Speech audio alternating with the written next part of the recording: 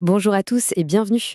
Aujourd'hui, on va décortiquer ensemble une technique de chimie super importante et vraiment puissante, le titrage. Alors pour bien commencer, on va se poser une question qui est un vrai casse-tête en chimie. Imaginez, comment on fait pour mesurer la quantité exacte d'un produit quand ce produit est totalement invisible, dissous dans une solution? C'est un peu le défi de base et c'est justement ce qui nous amène au sujet du jour. Voilà le programme pour les minutes qui viennent. On va commencer par les bases, c'est quoi le titrage, puis on verra le moment crucial qu'on appelle le point d'équivalence. Ensuite, comment un simple changement de couleur peut tout nous dire, la formule mathématique qui se cache derrière, comment ça se passe concrètement en labo, et on terminera avec un exemple bien réel. Allez, on y va. Bon, à cette suspense, on plonge direct dans le vif du sujet. Première étape, qu'est-ce que c'est, au juste, un titrage? En fait, c'est assez simple dans le principe.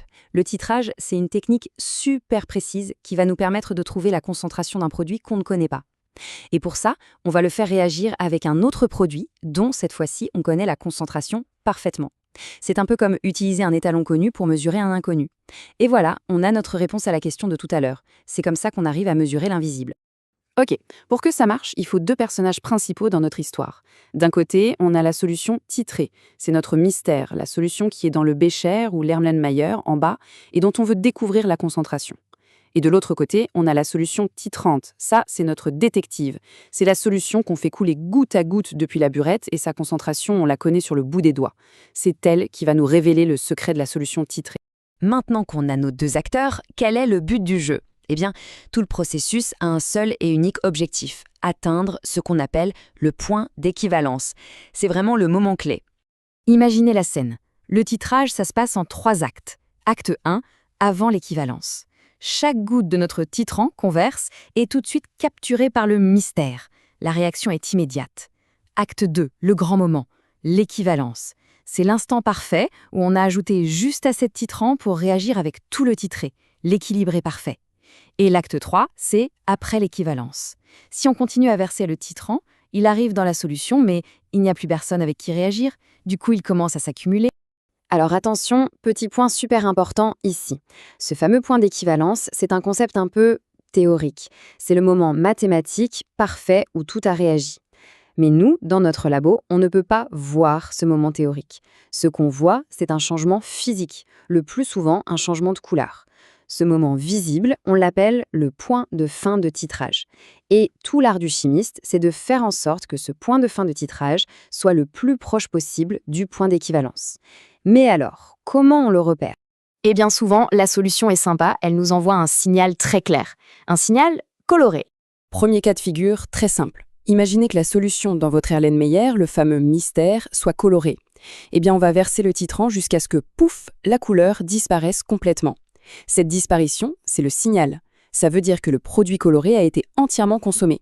Deuxième scénario, c'est l'inverse. Cette fois, c'est la solution qu'on ajoute depuis la burette, le détective, qui est colorée. Au début, chaque goutte qu'on verse se décolore instantanément. Et on attend jusqu'à la goutte qui, pour la première fois, va colorer durablement tout le mélange. Cette petite touche de couleur qui reste, c'est notre signal. Ça veut dire que le titrant commence à s'accumuler. Ok, donc on a notre signal visuel, on a stoppé l'ajout du titrant et on a lu très précisément le volume qu'on a versé. C'est bien beau tout ça, mais maintenant, on fait quoi? Eh bien, on sort la calculatrice. C'est le moment de passer aux maths avec une formule clé qui va tout nous révéler. Tout le calcul repose sur cette phrase, qui peut faire un peu peur, mais qui est en fait très logique.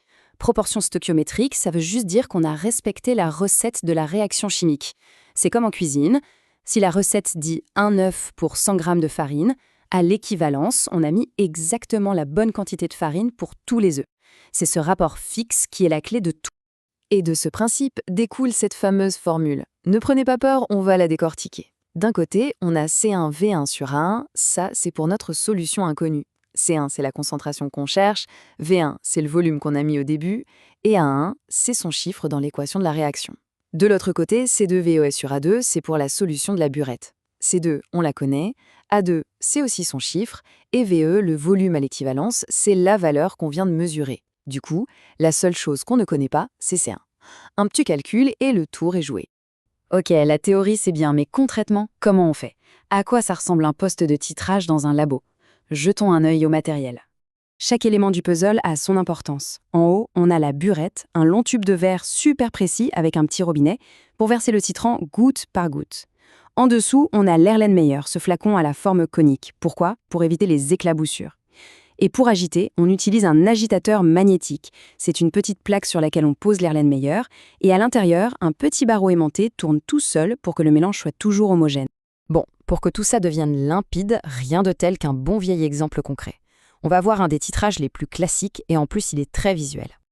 Alors, imaginons qu'on veuille connaître la concentration en ion fer. Le fer, c'est notre mystère et sa solution est incolore.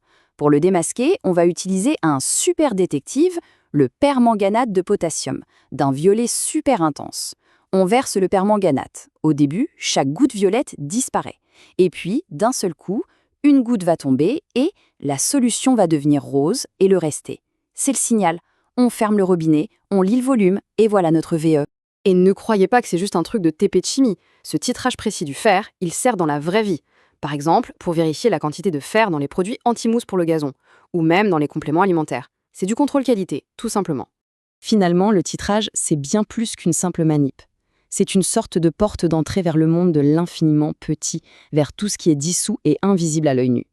Alors la question qu'on peut se poser, c'est, au-delà du fer, quelles sont toutes les autres concentrations, tous les autres secrets cachés dans nos solutions que cette technique pourrait bien nous révéler?